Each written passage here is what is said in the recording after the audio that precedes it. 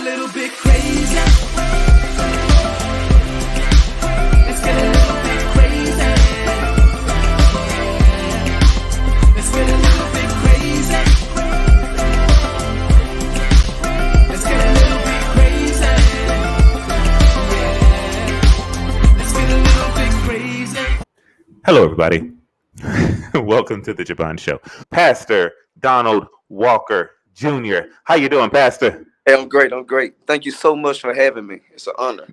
Thank you, sir, for coming on the show and being part of the new season of the Je Vaughn Show. You're one of our first guests, and we had you on because you were doing like great.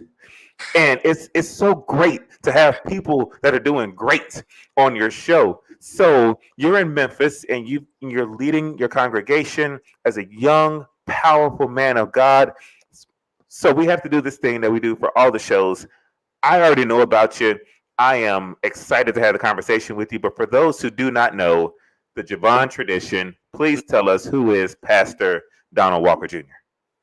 Well, I'm Donald Walker Jr., native from Memphis, and I'm just happy about the move of God in my life right now. How he continues to open doors for me that I know I cannot open for myself. And pastoring is most definitely a gift. And I believe I've been positioned to do it all my life. And again, forgive me for my hair. I so excited that I didn't want to miss the opportunity. So she told me it was okay to be down to earth, and I was hoping. Yes, absolutely, 100%. Pastor, your hair is fantastic, and what I like about your hair and your vulnerability right now is that you are just a straight on fire man of God. You are here to lead the people, and I truly believe that in your mind, and you can correct me if I'm wrong, it's not about the hair, it's not about the wardrobe, it's about the word, and it's about the way that you deliver that word and impact your people. Yes. So I started at the age of 22 pastoring, but I began ministry at the age of 12. So it's 22 years now that I've been in ministry. I've been pastoring 3 years.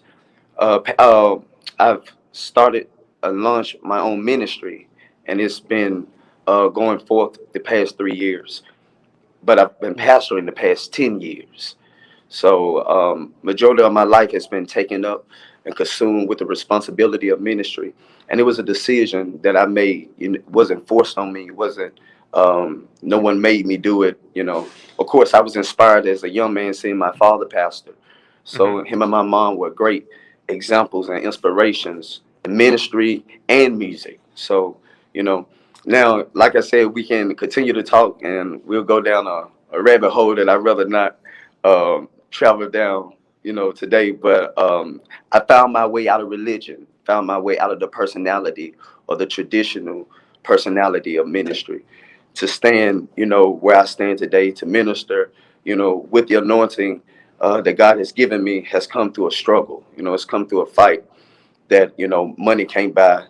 I'm still glad that after all I've come through and experienced, that the Lord still thought enough to allow me to keep my mind, So, I'm just blessed to see this season in my life right now. My family is a part of my ministry. My mom, she was a first lady, of course, with my father, who pastored over 24 years.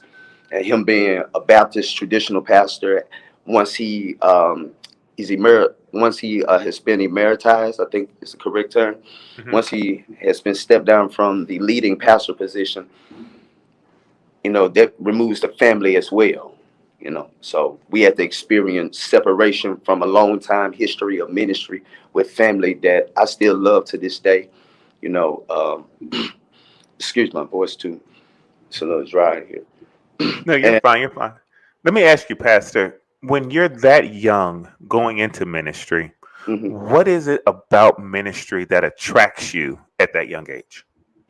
More than anything, it was what the Lord had did in my heart around the age of 5, 6. I started having worship experiences, outside of services, outside of my father preaching, so it wasn't something that I took on as a trade to entertain. It was actually a move that happened in me that I couldn't help but share. Mm. Hmm.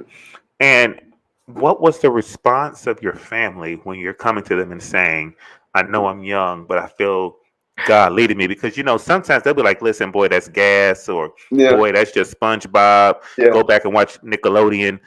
My What, father what was your told response? me, he said, no, sir. He said, Mm, I believe around the age of 5 or maybe 7 and 8, I was coming to him saying, I was interested, interested in ministry in general. So it wasn't for me the responsibility of just preaching. It was the entire, the entire job of mhm. looking after the people, making sure the church was together, cleaning up before and after, just taking on the responsibility of ministry became so strong to me in my heart at a young age. I was concerned about how much money we was raising, concerned how much we was spending, you know, just trying to find ways to be a help at a young age, not even looking at it as a job or payment. I just knew that there was the house that was built for the people. So Yeah. being being exiled or being excommunicated from it destroyed my theology. It destroyed, everything I understood for a while about ministry. But God really was revealing a true relationship. He was giving me an opportunity to have a true relationship with Him outside of my father's ministry, outside of the four walls of church. So I get to offer this every week now. I get to offer a free relationship with God without being bound by traditional responsibilities, you know. Mhm. So I know that there are some people that'll say, but you're just a young man. You haven't really experienced life. You haven't really experienced God taking you through something and bringing you out of it. How Hmm. were you able to get the congregation to say, yes, I'm going to follow this young man. I'm going to let him lead me and my family to Yeah. God? Um, to whom much is given, much is required. So I often tell my family and loved ones it's better to be X'd up than to be X'd down. So I was graced, I believe, to carry the mantle of pastoring and leading those who needed a home. It wasn't about me personally. It was about what I was called to do, and that was build a home, a community, for believers to exist, all ages. So we have we have just as many young as we do seniors. I believe one of the oldest mothers in the church may be 85, years old, and we got babies in the church, that's 5 and younger. So it's Why, why would you want that responsibility? Because other people's lives being in your hands, like you're responsible as the leader of the church, as the head of the ministry, you're responsible for their souls. Why take on such an awesome responsibility at such a young age when you have so much more that you could be doing? well, I don't look at it as taking it on as much as I feel like walking it out. I'm walking out my ministry to where, you can't sleep when you got that type of fire, Mm.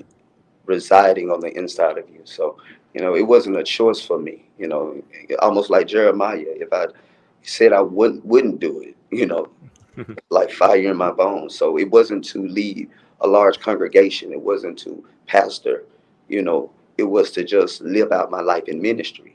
And so happened me living my life out in ministry, attract those who believe not in me. I'm a mess. You see it now.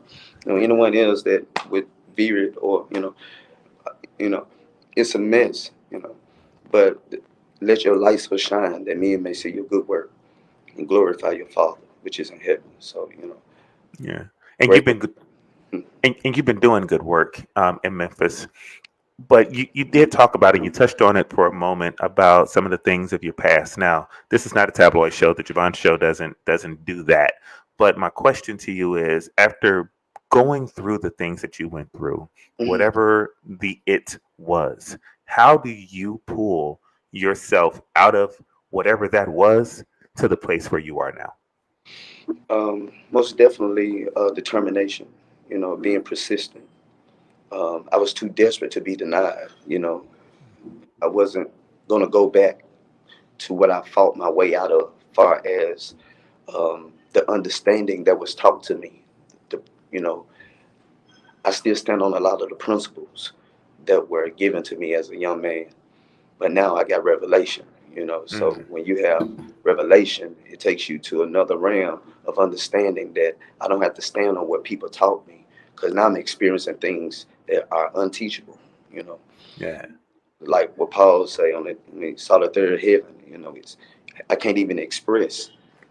And so that's where I am right now. I'm even lost for words for the opportunity to even have this interview. So long I've been behind the mountain, and I'm still learning how to, you know, approach moments like this. I should have been better on point, for this interview. Again, that's why I apologize. I know my No, PR most definitely gonna fuss at me. Hopefully, I'm not. no, no, sir. No, sir. Listen, I have had a great relationship with your PR person, and she let me know, because of the fact of the timing and everything, that we was going to be able to go raw, and those are the interviews that the people want to see. They want to see you at your vulnerable. They want to see you unpolished, and that way it's really truly coming from the heart. And that's what people get to see in this interview, is your heart, and like you said, your determination, your your true belief that you have a gift from God to lead people.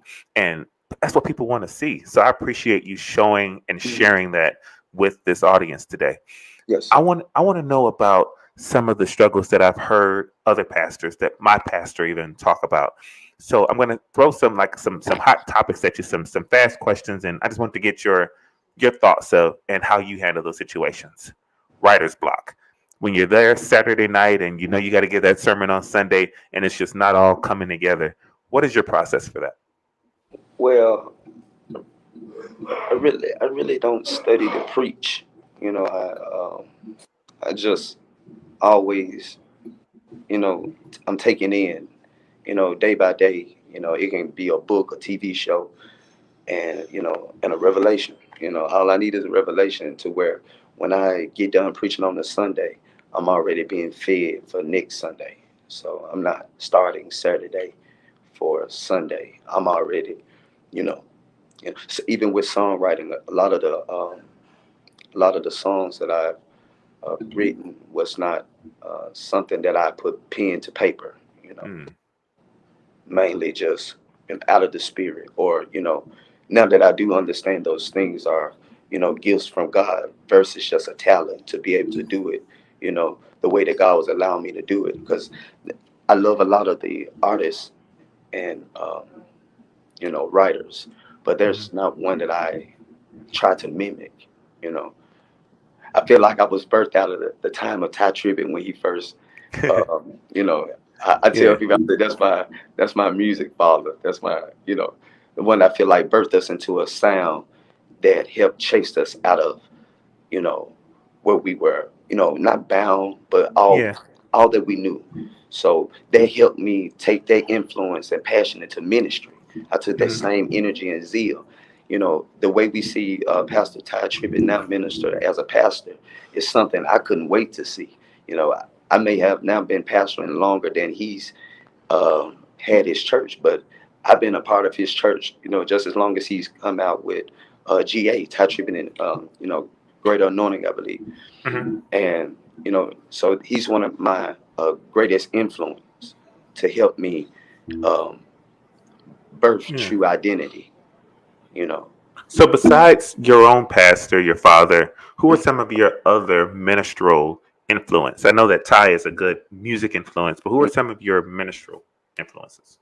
well, of course, the names that everybody, most definitely will go to, that of Bishop Jakes, of course, hmm Keon Henderson, Pastor Keon Henderson. I have a few here in the city that are really a blessing to me. Pastor Bishop Bishop Willis, Kevin Willis. He's he's been a great example of leadership, pastoring, game preaching. Um, Bishop Linwood Dillard is another one. Um, he's a great example as well, who's been a blessing spiritually and personally. Um, I mean, the list can go on. I have an amazing cousin, who's an awesome preacher. He lives now in Detroit. His name is Pastor Frank Harris Jr., and he's amazing. So he was our young goat who we all admired. A lot of the young preachers that came up in the city, got a chance to see him minister at a level that we all, prayed to get at. And now we see another one of our brothers who grew up with us, Pastor Gentarius Tate.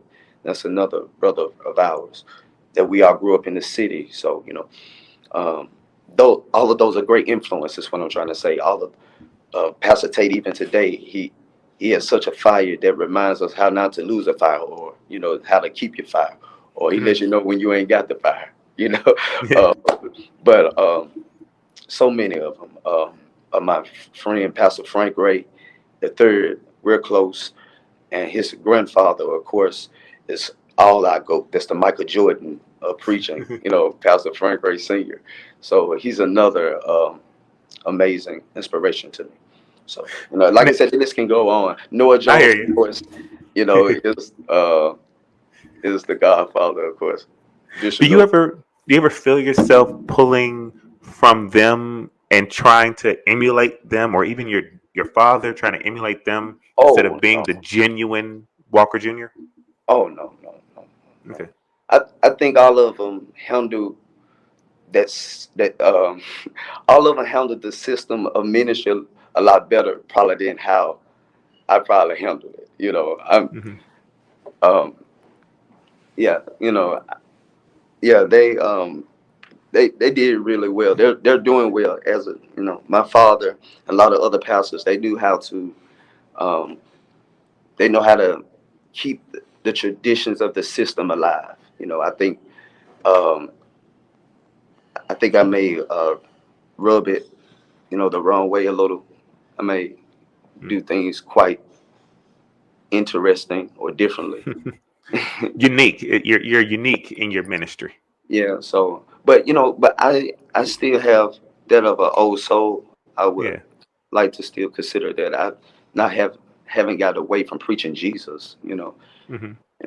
But it's just the presentation now has changed. You know, and I'm all right with it. I'm okay with it. It's just accepting a new way of doing it. And being okay Yeah. with it. Having to affirm my uniqueness personally, that even if it's not supported outwardly, you know, greater is He that is in me. So, What is but the greatest thing? What is impacting the church right now at the highest level? What is it that the church needs to work on in order for the kingdom to continue to grow? relationship with each other outside of the four walls. If ministries can work better together. That's good. And how do we do that? Now, like I said, I'm really trying to be able to set a great approach going into this the music industry from ministry. Uh, and those are great questions, by the way. But like I said, I don't want to put my foot in my mouth or and say anything. And that's the part that I'm being coach, artist training, and PR. I Because got you. there's a lot that can be said about that. But with God, we can do anything. And I think if everybody work together, through prayer, Absolutely. you know. Now you have a single coming out, right? Oh, man. And what do you want people to receive from this single? Really, to allow it to be a testimony of their daily, lives or daily situations that nothing they have gone through, you know, lasts longer than the power of God. God's power always, is there to strengthen you through what you're going through, and especially when you got the faith to say it won't last while the storm is going on. You're gonna come through it even quicker. So, Mm. you know, I heard the pastor say so profoundly that not to run from the storm, run to the storm. If you run to it, you know, you get through it a lot quicker. But in so many words, your storm won't last, your sickness won't last, your pain won't last. Nothing that you're going through that the enemy is trying to maximize or try to prolong. Hmm. That's what's up, man. And we are looking forward to hearing the single and when it comes out. Now, will they be able to get it on iTunes and Oh, Apple anywhere, Music and all down, everywhere? all platforms, all platforms. Again, thanks to the awesome team, that made that possible. But all platforms, May 5th, you'll be able to download. It won't last. So I'm asking for everyone prayers as well. Please continue to pray with me as God continue to expand our territories, outside of the four walls of ministry. Because this is still ministry. I'm not Hmm. trading one for the other. They're all going to work together. So, you know, That's what's up. And I'm sure the church is excited. oh, most definitely, yeah. I mean, we've been in such a celebration season, celebrating, of course, the resurrection. Then we celebrated our 3-year celebration. Church just turned 3 years old, and then I just celebrated a 10-year pastoring. So, just back to back.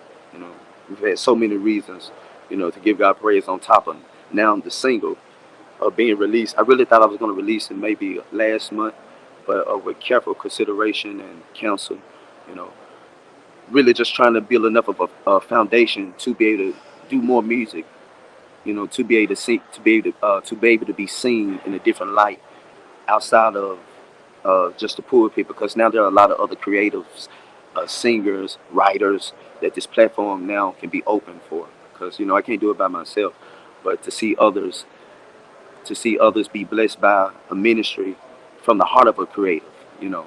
So, I Mm. want to be able to be a blessing to those that are interesting in their approach. It may not be accustomed to the traditional style of doing things, but it don't mean that you can't, win. It don't mean that you won't be respected. So, you know, I'm praying that this show people, or give them a chance to see an example of one who fought through, just fought through things being normal, fought through things being regular.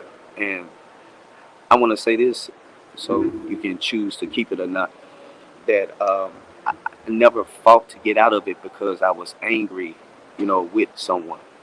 There's no one I could point the finger at that I Yeah. was bothered by, because I love everyone, from my past today. A lot of my family and church members that I told you that we had to leave when I was younger, growing up there. Um, they call me now for weddings, birthdays, as well as funerals. So I'm always there when they need me. But I understood Mm. it was something about the system.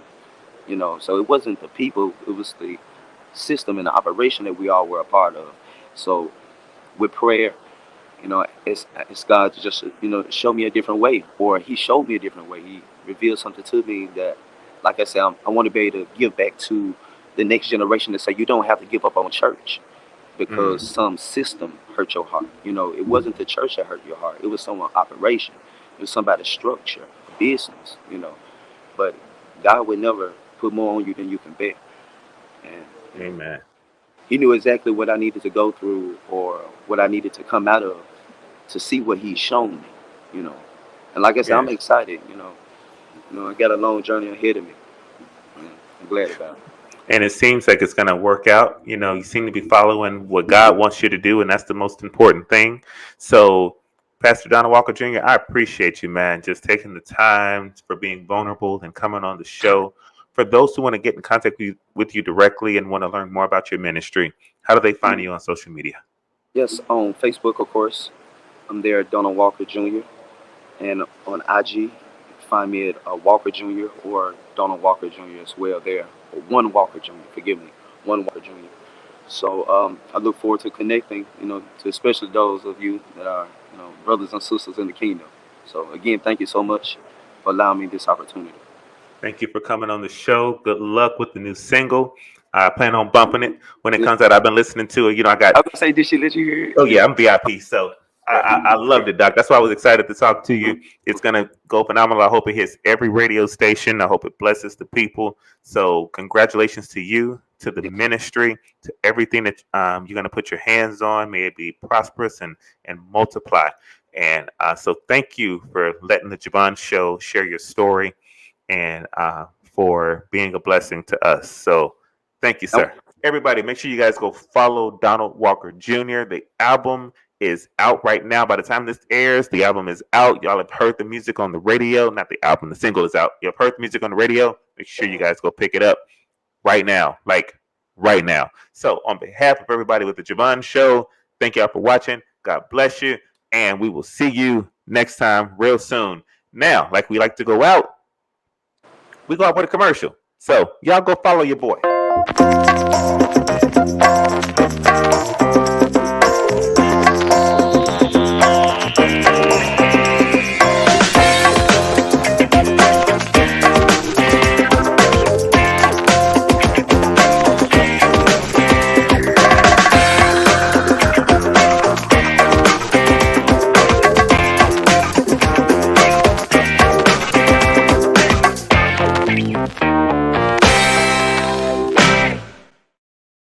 What's great about the Je Vaughn Show, and we've recorded our two shows, two of the first episodes of the new season, but there's an episode that I'm still very, very fond of, and I just want to play that snippet for you from that show. It's the time that I got to sit down with the Locketts, and I just want to play a little bit of it before we get off the air because it's one of my favorites. So watch it if you choose to watch it, and if you don't want to watch it, then I say you be defiant and stay and watch it anyway.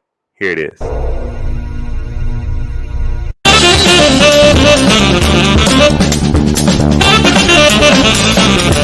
The Creative Showcase is where we let you go forth in your talent and showcase to the world what it is that you do. I'm going to ask Keandra to sing the song, but here's the caveat.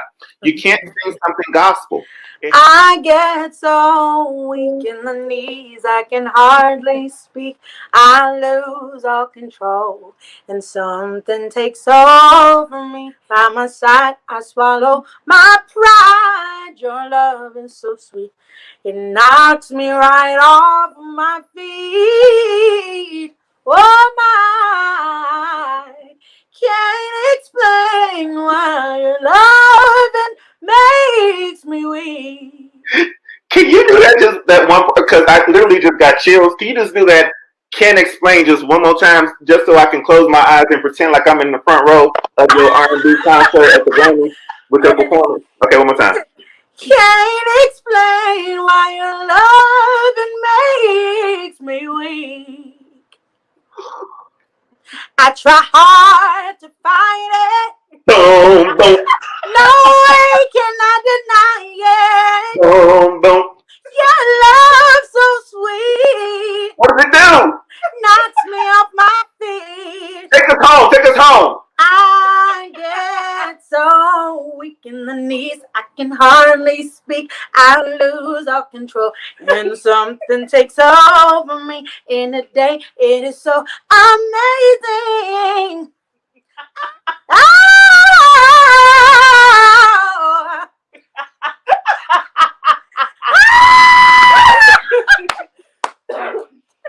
Ooh, I can't explain why you're loving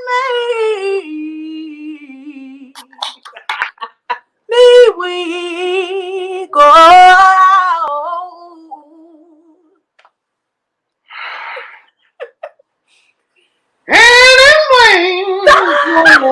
Whoa, that's what she did. And she did it.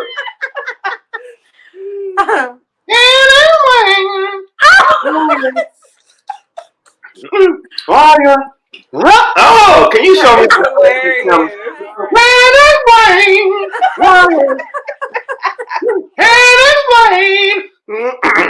Take one more time, just that one part, please.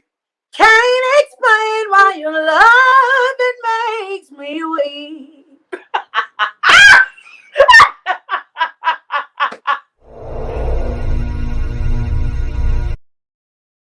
Get a little bit